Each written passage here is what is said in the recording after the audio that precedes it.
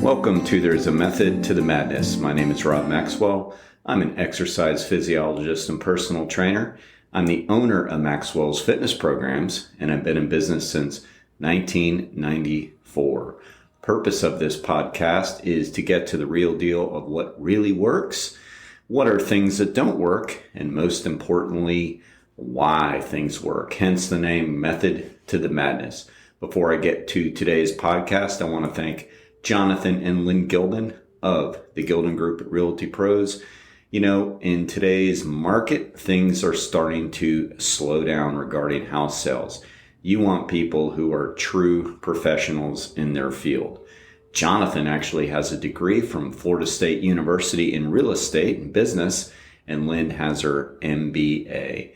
To me, that really says a lot when people go out and get into the careers that they want to get into, get the proper education for it. And they've been running the number one team now, Realty Pros in Volusia County. What does that mean? It means they are successful. So I had a couple questions this week, and that excites me. I love to answer questions. It's one of my favorite things to do on the podcast because it means that people are paying attention. It means that people are trying to get better. And that's really ultimately what I hope this is all about, is everybody trying to get better. I know I try to get better every day. So when I can help somebody get better by answering some questions, that makes me feel good and, it lights me up a little bit. So I had two. First one I'm going to cover is from Krista, all the way from San Francisco, California, Silicon Valley. So her question was regarding Romanian deadlifts. And I like the question. I like both questions I got. I like the question because she wants to know different stances. Now, some people may not even know what we're talking about, but the question really opens up other things that we want to discuss, like why we tweak certain things and why they might be effective for some people and not effective for others. So I like it. So Romanian deadlifts are a hinge exercise that are called different things. A lot of people just call them deadlifts, which isn't exactly true because there are two forms of deadlifts, bent knee and straight knee. Now, Romanian deadlifts are straight-legged or straight knee deadlifts. So in the gym world, way back, we just called them straight-legged deadlifts. And now they're called Romanian deadlifts. Doesn't matter, they are straight-legged deadlifts.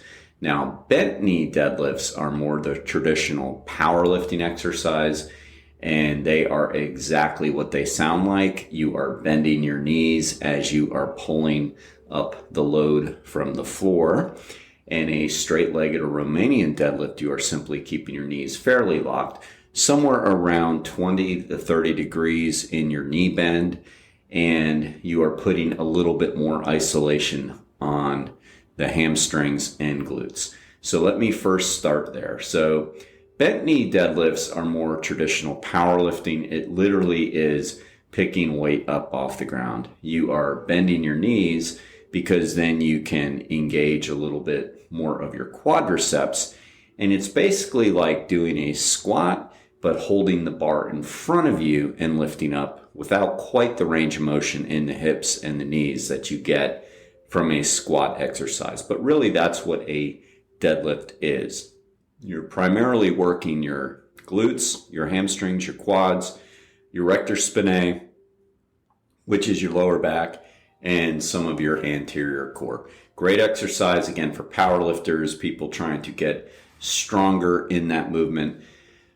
But Romanian deadlifts or straight-legged deadlifts are a little more common in the everyday workout for people, in the everyday gym, with the everyday gym goer, because they really just target the glutes and hamstrings. So they are a very popular movement among women.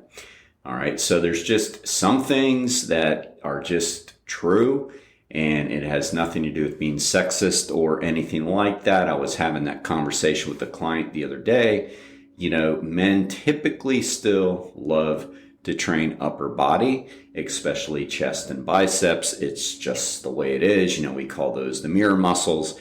And it's not to discount them because they're actually very important to train. And there's really nothing wrong with that if it gets you to the gym, because ultimately, you have to balance out your program. But if you enjoy training a certain area, there's nothing wrong with that unless you don't do anything else. But typically, like bench press is such a popular exercise for men, and bicep curls, the mirror muscles, the vanity muscles. And again, what's wrong with that if it's getting you to the gym? Now, on the other hand, lower body is far more popular with women. They love to work the legs and the glutes a little bit more. Again, of course, that's a generalization. I'm a guy and I love working my lower body, so it's a generalization. But it seems to still be a pretty common thing. So you will see oftentimes a lot of women doing Romanian deadlifts in the gym or straight-legged deadlifts. And hence the question comes from a woman who is doing straight-legged deadlifts. And my guess is it's not because she's trying to enter a powerlifting competition. It's because she's trying to target her glutes and her hamstrings more. Now, it is also a very functional movement. As you've heard me speak of before, it's important to train your squats, your lunges, your upper body push, press, pull, and hinge. Well, guess what? The Romanian or straight-legged deadlift is a hinge exercise. So that's the deadlift. Now, to her question. And she asked different kind of stances that she's seen. Or heard about, tried. She's seen staggered stance. She has seen 1 foot elevated stance. She has seen traditional. She has seen single leg with 1 leg up. She's seen all different forms of Romanian deadlifts and essentially wanted to know what the difference was, if there was a big difference, and so on and so on. So, method to the madness gets to the real deal on these things. First and foremost, like the biggest difference with any exercise when we're trying to look at all the different modifications, the biggest difference is going to be bilateral versus isolateral. So regardless of where you put your feet stance, that's not going to change things that much.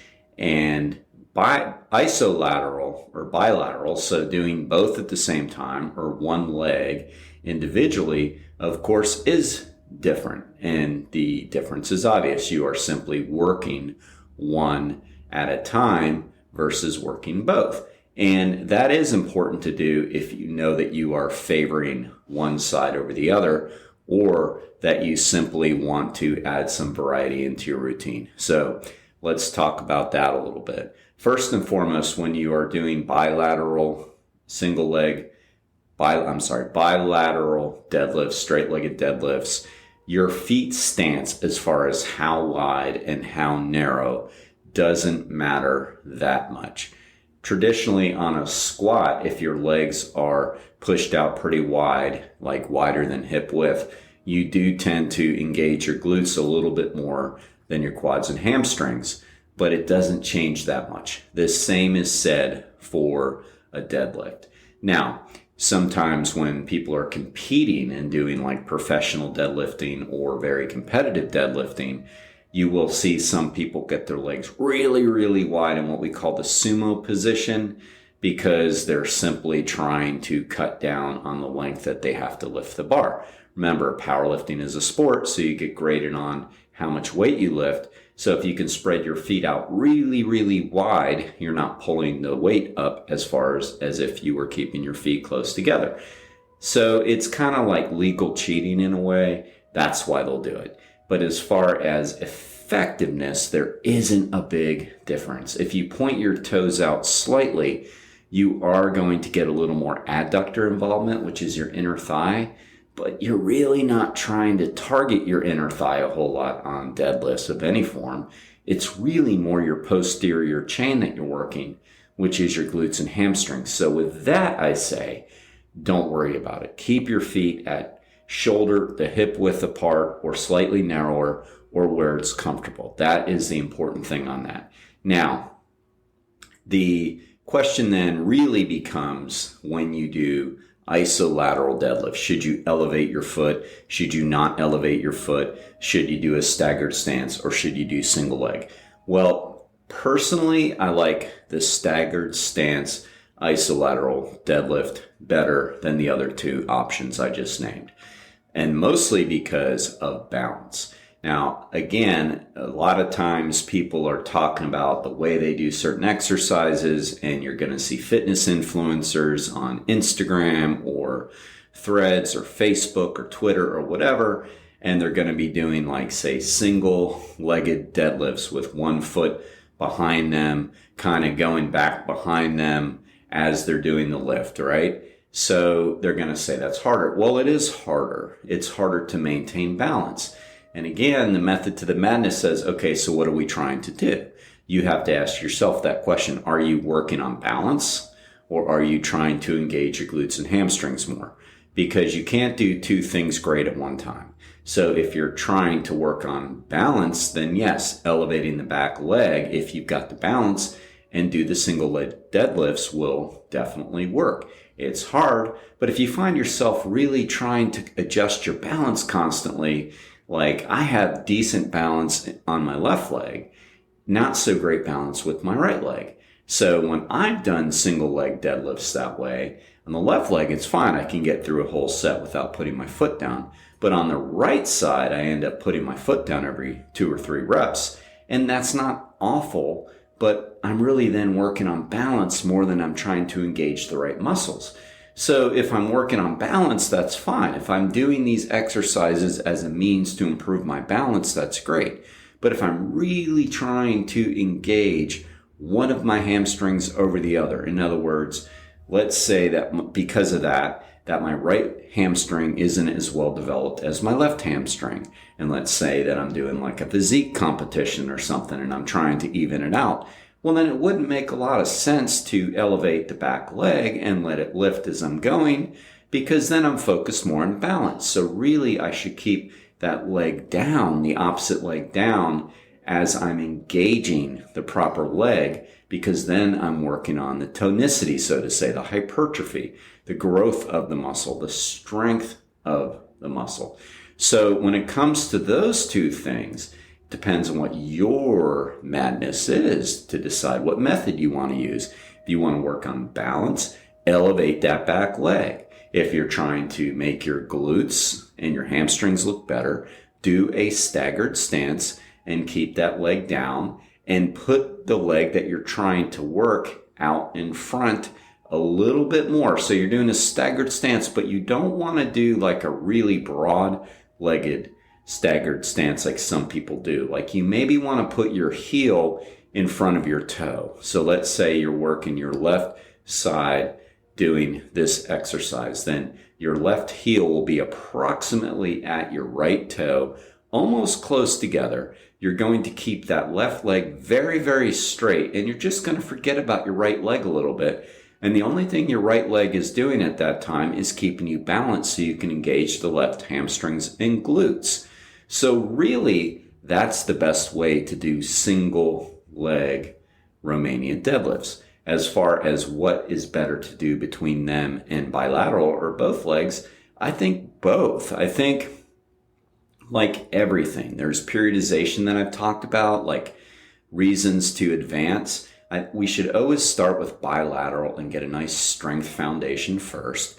Build up until basically you've maxed out. In other words, let's say you do 3 sets of 12 on every exercise. Well, when you can no longer go up in weight on your 3 sets of 12 and you basically just been using the same weight for a month or so, well, that tells you you're ready to advance in another way. So then you can do the isolateral deadlifts and start working on one side at a time.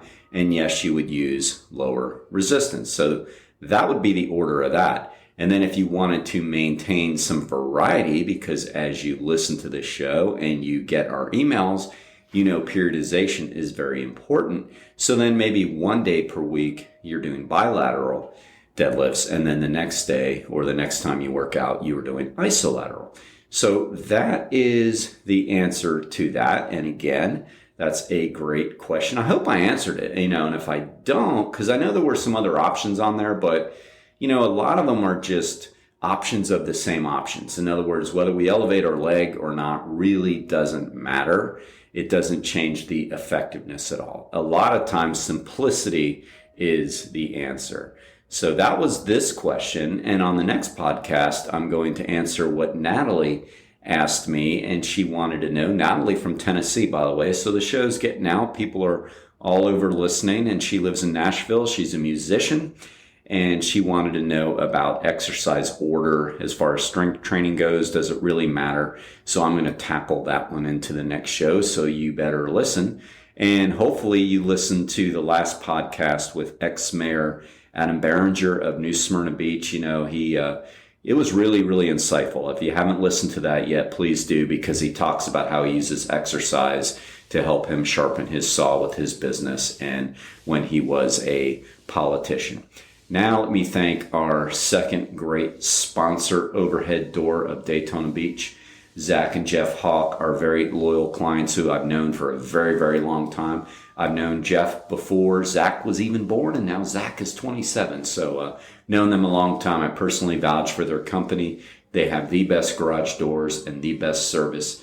So if you need any help with that, please give them a shout at overheaddoordaytona.com. Go to the website and you can contact them any way you want.